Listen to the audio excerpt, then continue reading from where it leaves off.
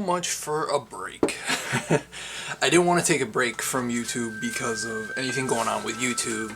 As a matter of fact, the reason why I wanted to take a break was school started back up, and just keeping up with the video schedule and homework, and going to school and time with the family, it just wasn't feasible. But I am gonna still try to do a couple videos here and there.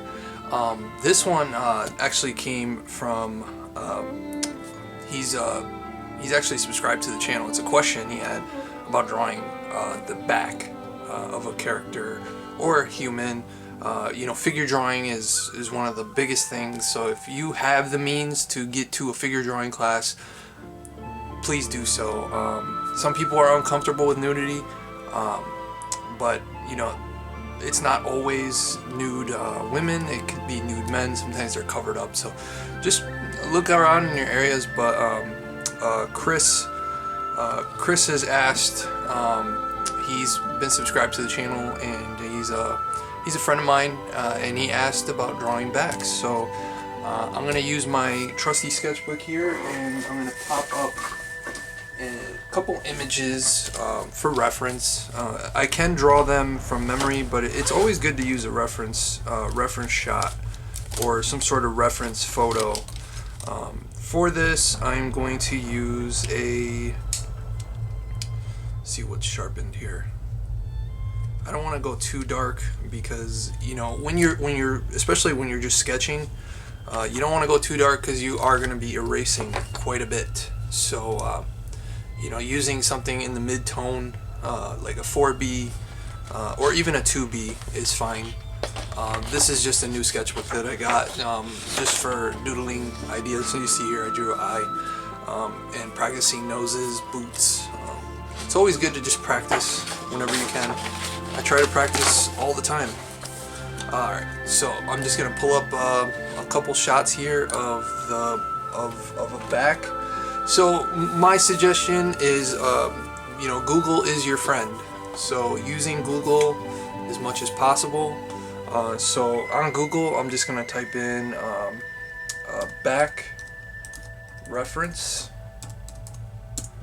And you could either put comic book references or human references. I just put back reference because we just need a realistic photo.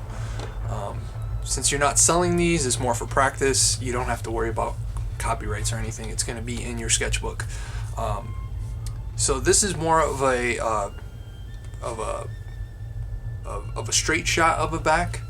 So the human body has a ton of shapes. So I don't know if you've noticed, but when I draw a portrait, I always start with a circle, and then some guidelines, and then triangles. So same thing goes with the back.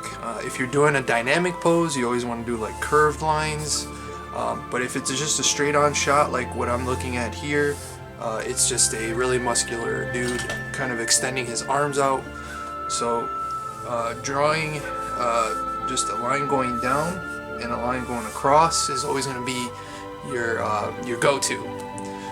This is obviously going to be where the head meets the neck, and then you got your shoulder blades here, so you can just draw some squares, and then your rib cage. And you could be as accurate or as loose as possible, because like you said, this is going to be a practice. I'm going to zoom in the camera just a little bit, so it doesn't have to be if you're going for hyperrealism, that's one thing, but this is Chris Zona. He wants more of he does comics and does comic books, so it's going to be stylized, and how stylized is going to be up to you. You don't really have to. If some comics are really realistic, like Ethan Van Sciver's style, where it's really realistic looking, or Dave Finch, who is somewhat realistic, but he uses a lot of lines and heavy blacks. So as you see here, I'm just starting to block areas in. There's a YouTuber. If I remember his name, I will put it in the description. but he does a technique of drawing called sculpting. So you sculpt in 2D. This is similar because the human back has so many muscles that we don't even know about, and a lot of us don't work out. Don't work those parts of our bodies out. Even some bodybuilders, when I used to go to the gym, they'd have huge arms and you know, huge pecs, but their back muscles were not formed. And I'm one to speak. I will say I don't work my back out too much because I have back issues, so it's hard to do those workouts, but I do what I can to keep my back strong, especially because my back is so important to the drawing process. If you have a really bad back, you can't draw for long periods of time, so having a healthy spine is important, and I can't stress that enough. If you are an artist, professional or beginner, work out, even if it's just an elastic band at your table. Just get up, do some stretches, because you know, you want to do this forever, and if you don't take care of yourself, then you can't do it forever. So now I'm just blocking in areas. This guy's rather he's rather yoked, so he's got a lot of back muscles. But the important thing here is that you want to grab the muscle here so it can be distinct from the front, and you don't want this to be confused with the pecs. So just drawing these connecting tissue to the shoulder muscle is important, and your shading is going to be really important too. So you see here, it's almost coming along. I'm rather critical of my own art, so if it doesn't look right to me, I'll start over, or I'll erase. You know, typical artist. I'm not gonna do a lot of the big muscles that this guy has, because the point of this video is more to get the basics down of drawing the spine. Now the spine has this somewhat darker area here, and then it gets lighter as it goes, and then darker on the sides. So this is the back, and then this is the back of the head. I'm going to draw this character kind of looking down, and so that you could always remember they're looking down, you could draw a guideline here, and then the ears. But now you see the shape is already there, and I did that fairly quickly. Because when you're using a reference, it's easy to just look at the reference. Another little trick I like to tell people to try is, when you are drawing, especially if you're a beginner, is try not to look at the drawing. It's like when you're first learning how to eat different foods, they tell you not to eat with your eyes. It's the same thing. Instead of looking at the plate, just look away. Just put the food in your mouth. As long as you know it's not poisonous, you know, eat it. You never know what you might enjoy. I should practice more of what I preach, because I am a picky eater. But you see here, it's already, you know, it doesn't have to be perfect. This is more of a sketchbook to have your guide there.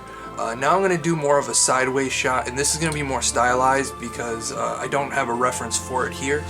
So I'm just going to use another piece of the paper here, and this is going to be more of a curved shot. So if the head is facing down, the spine naturally curves out and down. So that's going to be your kind of your starting point.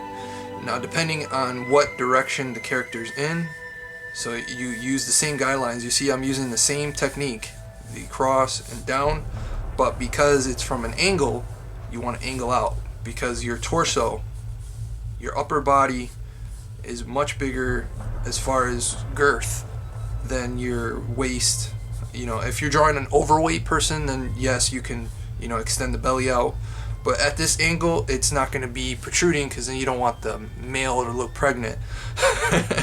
And you see here when I sketch, I use the side of my pencil a lot, because, you know, like I said, you will be erasing, retouching, but this is why I didn't want to go too dark with the pencil, because then you don't see the details that you're trying to draw.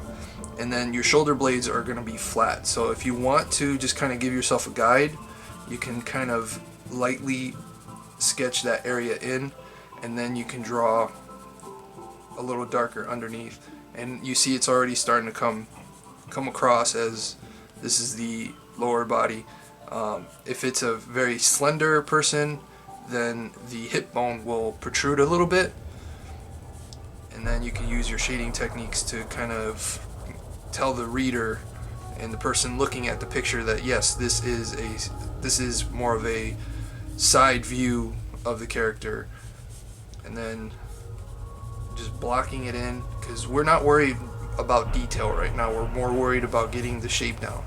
And as you see there, it's a little bit obscured, but you can use the tip of your pencil now and really define those lines.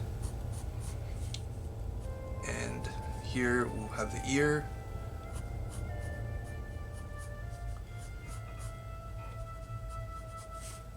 And there you go.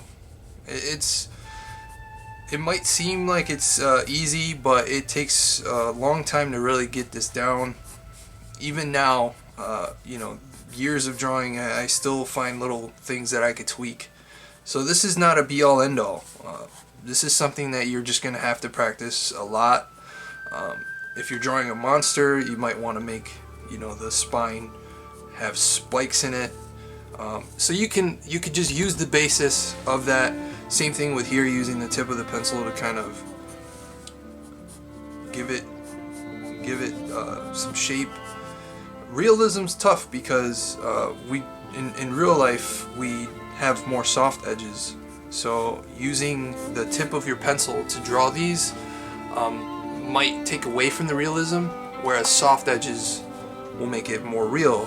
For example, the eye that I drew, I had to soften a lot of the lines because the sharpest line in my eye was actually the iris. So that's where I really used the eraser to make the line sharp, but everything else was really smooth and realistic and organic. Another pose you could do is kind of the standing still pose, because when you're standing still, you're not rigid, you're not in boot camp. So some people stand still, they kind of like slouch their shoulders. So you use the same technique of just slouching your shoulders. So you're going to use those circles to kind of tell you where the shoulders are. And most of us are looking at our phones, so you can kind of draw a phone here.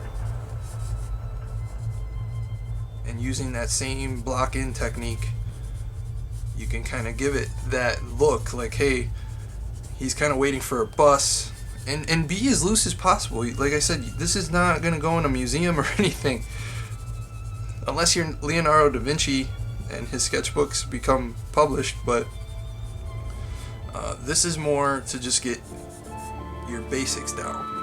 And just practicing these techniques, using reference photos, or even if someone's not nude and you just see someone standing, without looking at a reference, I can easily, when I'm drawing a character and they're kind of talking to someone, I can always just use the same technique, the cross technique, circle, block in. This would be the butt. I know there's a technical word, but you could just say the behind.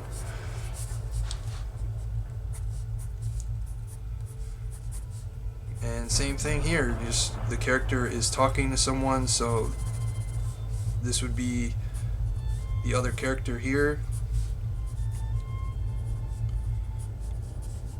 And there you go. It's really simple. The best strategy, like I said, is just figuring out shapes. For example, if you're looking at a car is really just a bunch of rectangles.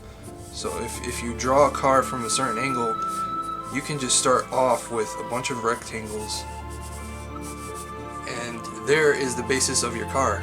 From there you can smooth out the lines.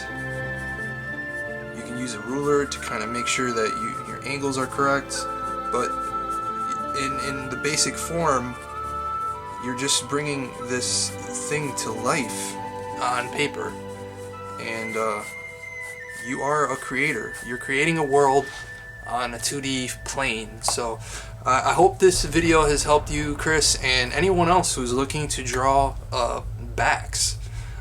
If you really enjoyed this video, let me know in the comments down below. I will do some more quick tutorials like this that I feel it will help anybody out there who is looking to really bump up their techniques. And even if you're not doing doing this professionally, you're just doing it for fun, it's always great to practice the fundamentals. And this has fundamentals in it. You're just beefing it up. Instead of getting a plain burger, now you're putting cheese and lettuce and mayo and all that good stuff on it. So hope you guys enjoyed it, and as always, don't forget to keep it over 9,000. Take care. Arrivederci.